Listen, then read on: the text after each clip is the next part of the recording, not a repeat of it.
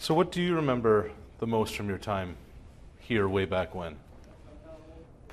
Probably the walks back and forth to center. Sometimes it'd be cold winter and be too lazy to put on pants, and just because it was such a short walk, just muscle through it in a pair of shorts and my running sneakers. That was an interesting topic that came up last night at dinner.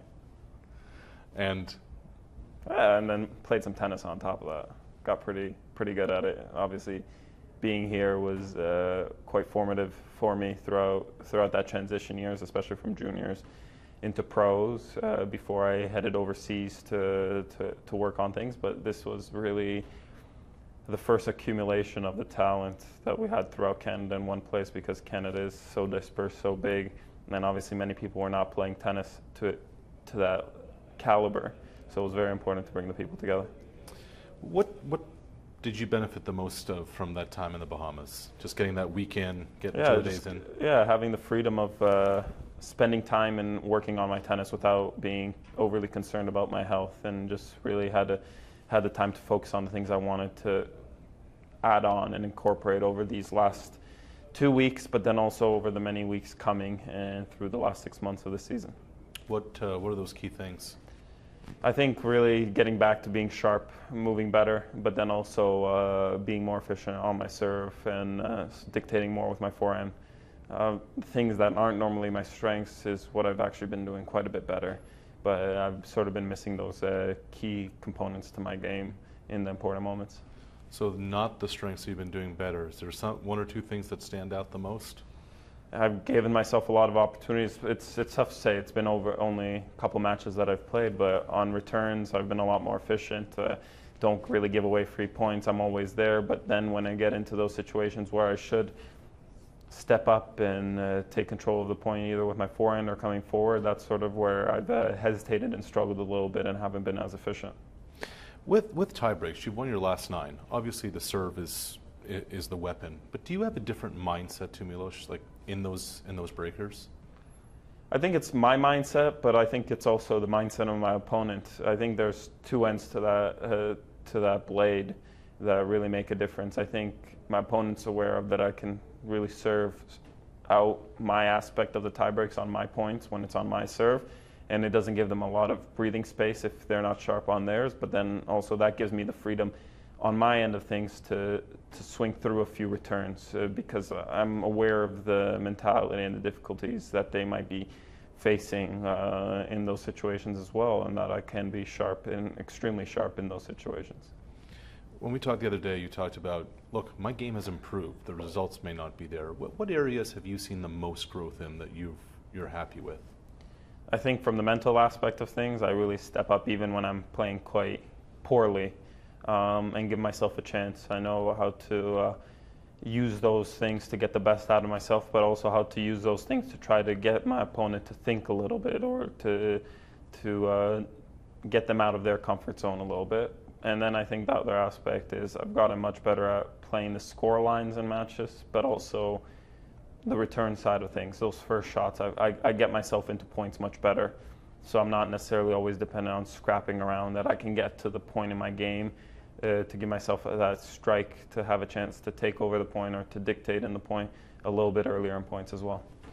I don't want to get too ahead of ourselves. Just this is the only time we'll sit down on camera until Friday. So just possible opponents if you run into Goffin. You guys have had a lot of good battles over the years, clay, grass, you name it, and your styles couldn't be more contrasting. What is it that, even though you're the big guy and he's the small guy and you're the power guy and he's, that makes these battles so competitive? Well, I think it is the contrast. I think it is the fact that we do things quite differently. I'm the guy that tries to keep things short and quite concise and sort of take the racket out of his hand, and he's the individual that wants to be out on court longer, getting into a rhythm, feeling good, moving the ball around, moving me around. So I think when you see two guys trying to achieve two quite opposite things to manipulate the match to their favor as much as possible, I think that's sort of the standout aspect of us playing each other. Is the standout moment the Wimbledon win? Being down? Yeah, it is, because it led obviously to the greatest success I've had in my career so far, and obviously that was a big moment for me, because not only did I come back from 2 sets to love? I don't believe that at any other point in my career. When I was down 2 sets, I even won the third set. So I think there was a lot of factors there that gave me a boost in many ways. How about Rafa? 4 of your last 5 meetings, quarterfinals. If you meet here, it'll be another quarterfinal. What about going up against him yet again, man? I look forward to it. Obviously, it's one of the greatest challenges we have in tennis, regardless of the surface.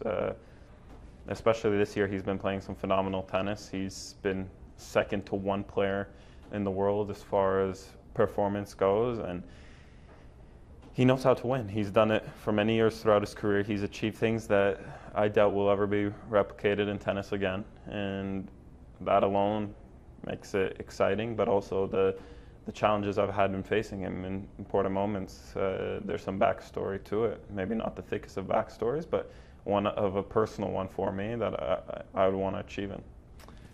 This year, you said you were able to push him off the baseline in Brisbane, but you weren't able to in Melbourne. How can you make that happen in match? Well, you have to take time away from him. When he has that time, he's one of the quickest guys at moving forward and getting on top of short balls and getting inside the court. And obviously, it's quite easy to see how effective he is in that scenario. But I think also the other thing is you have to start putting pressure on him early in points. If he can get into a rhythm, he can sort of maneuver himself into those situations where he feels most comfortable. And just finally, you so badly want to do well at this event. When you look back at the last 3 years, coming up short Thursday and Friday, do you find maybe you've put too much pressure on yourself coming home?